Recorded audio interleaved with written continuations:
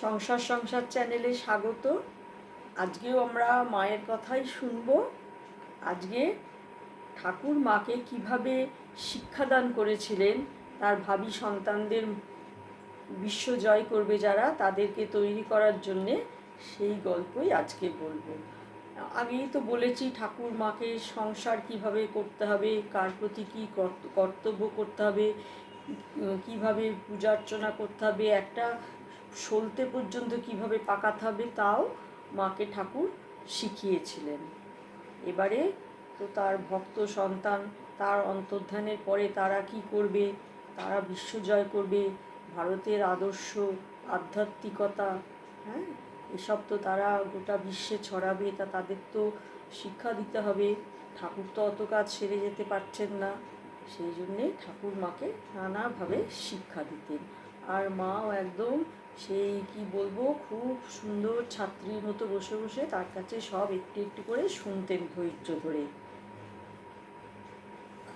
আমি একটুখানি এর থেকে পড়ে দিচ্ছি আপনাদের। শ্রীরামকৃষ্ণ পুঁথি, শ্রী সারদা পুঁথি, উদ্বোধন কার্যালয় থেকে প্রকাশ। এটা উদ্বোধন কার্যালয় থেকে প্রকাশ, শ্রীমা সারদা পুঁথি। একটু পড়ি। সাধন বদন ভজন লোক ব্যবহার আদি শ্রীমাতারে শিক্ষা দেন প্রভু নিরবধি। পাড়ার লোকের সাথে সখ্যতা স্থাপনে বারবার কহিলেন শ্রীমাতার কানে। পাড়ার লোকেদের সঙ্গে সবসময় সখ্যতা সদ্ভাব রেখে চলতে হবে। এখন তো আমরা ফ্ল্যাট বাড়ির কালচার, কারুর খবরই রাখি না, কিন্তু তখন ঠাকুর সেটাও মাকে শিক্ষা দিয়ে গেছেন। অসুস্থ হইলে কেহ খবর লইতে কহিলেন শ্রীমাতারে প্রভু বিধি মতে। কর্মেরতা থাকে যেন নারীগণ সবে, আলস্য নারীর শত্রু নিশ্চয় জানিবে। কাটালে আলস্য দিন কুচিন্তা ভরয়, কুচিন্তা পাপের মূল এই মনে লয়। একদিন প্রভু কিছু পাঠ এনে দিয়ে, দেখুন হাতে কলমেও শেখাচ্ছেন, একদিন প্রভু কিছু পাট এনে দিয়ে কহিলা ইহাতে দাও শিকা পাকাইয়ে। শিকা মানে আগেকার দিনে দড়ি তৈরি করে তাতে পাত্র বসিয়ে খাবার রাখা হতো। দাও শিকা পাকাইয়ে রাখিবে তাহাতে লুচি, ছেলেদের তরে প্রভু অবিলাসে মাতা শিকা তৈরি করে। মাও বসে গেলেন, মানে ঠাকুর পরীক্ষা করে দেখছেন তিনি ঠিকঠাক কাজ শিখছেন কিনা। ফোঁসগুলি দিয়ে মাথা বালিশ বানায়, ওগুলো আবার ওই পাটেতেও আবার রোয়া মতো থাকে, আঁচ থাকে, সেগুলোকেই এখানে উনি বলেছেন ফোঁস। তা সেই ফোঁস সব থাকলো, এগুলো বার করে করে মা দড়ি আর কি প্লেন করে তারপরে দড়ি তৈরি করেছেন। আর ওই ফোঁসগুলো দিয়ে মাথা বালিশ বানায়, ফোঁসগুলি দিয়ে মাথা বালিশ বানায়। মাদুর উপরে রাখি দিতেন মাথায়, তাহাতেই নিদ্রা আসে অতি তৃপ্তি ভরে। পরেতে যেমন খাট বিছানার উপরে, যখন যেমন আসে তখন তেমন, যেখানে যেমন আছে সেখানে তেমন, যাহাকে যেমন লাগে তাহাকে তেমন, এই শিক্ষা দিলা প্রভু হয়ে এক মন। তাহলে কি বলছেন, যেখানে যেমন, যখন যেমন তখন তেমন, যেখানে যেমন সেখানে তেমন, যাকে যেমন লাগে তাকে তেমন, এই শিক্ষা দিলা প্রভু হয়ে এক মন। এই তো গেল।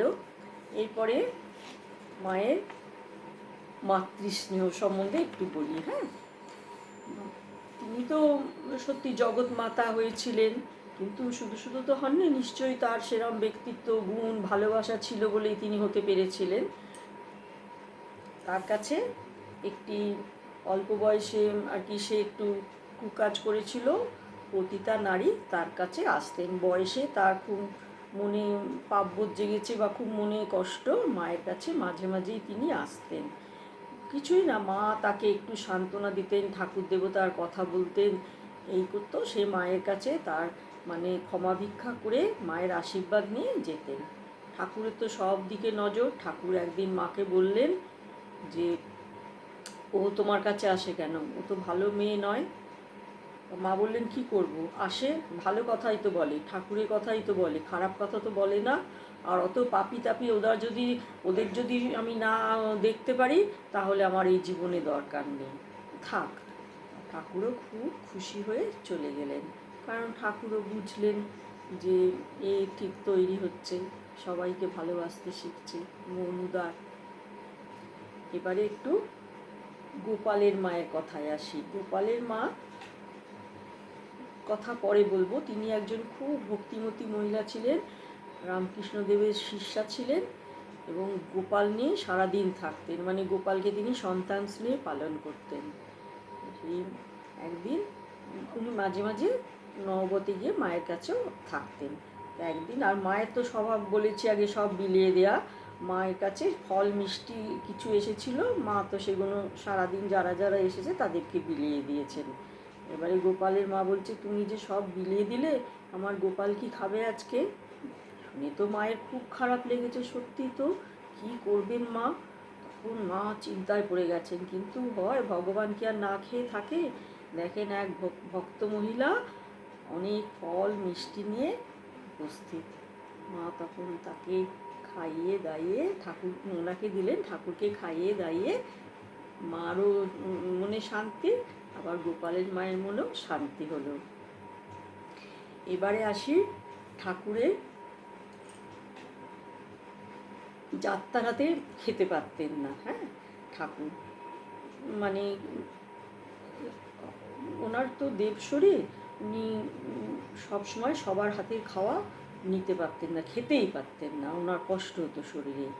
একদিন মা ওনার খাবার নিয়ে আসছেন, সিঁড়িতে এসেছেন, তখন একজন ওনার থালাটা হাত থেকে নিয়ে বলল, দাও আমি দিয়ে আসি। দিয়ে এসেছেন।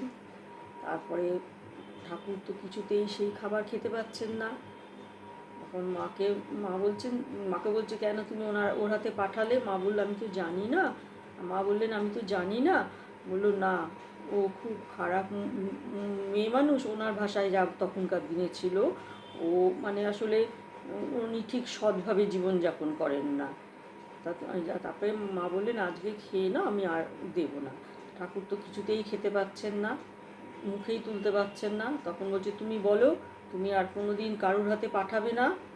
মা বললেন, ঠিক আছে, আমিই নিয়ে আসবো, কিন্তু কেউ যদি চায় আমি তো সেটা পারবো না।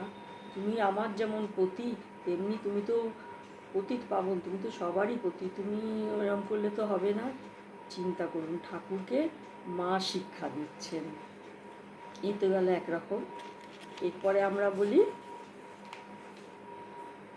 ঠাকুর খুব পেট রোগা ছিলেন। তারপরে বাইরের খাবার খুব একটা খেতে পারতেন না। মাই তো ঠাকুরের খাবার করে দিতেন, সবসময় খাওয়াতেন, করে নিয়ে যেতেন। তাই ওই যখন মেয়েরা আর কি ঋতুমতী হয়, সেই সময় তো আগেকার দিনের নিয়ম ছিল, মেয়েরা ঠাকুরের রান্না বা ঠাকুর ছুতো না, বা সেরকম কাজ করতো না। তারপরে মাও ঠাকুর 3 দিন দেখছেন যে কালীঘর থেকে খাবার আসছে, আর কালীঘরের খাবার ঠাকুরের একদম সহ্য হতো না, একটু ঘিটি দেওয়া খাবার উনি খেয়ে, ওনার তো খুব আবার পেট রোগ হয়েছে। উনি তখন বললেন মাকে, তুমি আমায় 3 দিন খাবার দাওনি কেন? তখন মা তো বললেন, একটু শুনুন আবার, হ্যাঁ, ওই শ্রীমা শারদা পুঁথি থেকে একটু পড়ি। একবার 3 দিন নাহিয়া হয়, তাহাতে প্রভুর পীড়া বাড়ে অতিশয়। কেন তুমি 3 দিন রাঁধিয়া না দাও, শুধাইলা প্রভুরা একদা মাতায়। অসুচিত 3 দিন রাঁধিব কেমনে, মাতা কহে তুমি না বুঝো মনে মনে। প্রভু কয়, নাই জানি বলহ এবার, শরীরে কোন বস্তু অসুচি তোমার? চর্ম হাড় মজ্জা কিছু অসুচি না হয়, কহিনু তোমারে আজি জানহ নিশ্চয়। সূচি বা অসুচি হয়ে থাকে শুধু মন, এই কথা আজই হতে জানো অনুক্ষণ। সেই হতে প্রতিদিনই রাঁধিতেন মাতা, কোনো দিনই নাহি হলো ইহার অন্যথা। অতি তৃপ্তি লভে প্রভু মার রান্না খেয়ে, কইলেন একদিন নববতে যে, দেখো তব হাতে খেয়ে খুবই আছি ভালো, সুস্থ অতি গেছে রোগ শরীর জোরালো। এবার একটু মায়ের বাণী করি। মানুষের মনে আঘাত দিয়ে কি কথা বলতে আছে? কথা সত্য হলেও অপ্রিয় করে বলতে নেই, শেষে ওইরূপ স্বভাব হয়ে যায়। মানুষের চক্ষু লজ্জা ভেঙে গেলে আর মুখে কিছু আটকায় না। ঠাকুর বলতেন, একজন খোঁড়াকে যদি জিজ্ঞাসা করতে হয় তুমি খোঁড়া হলে কি করে, তাহলে বলতে হয়, তোমার পাটি অমন মোড়া হলো কি করে। আজ এই পর্যন্ত, নমস্কার।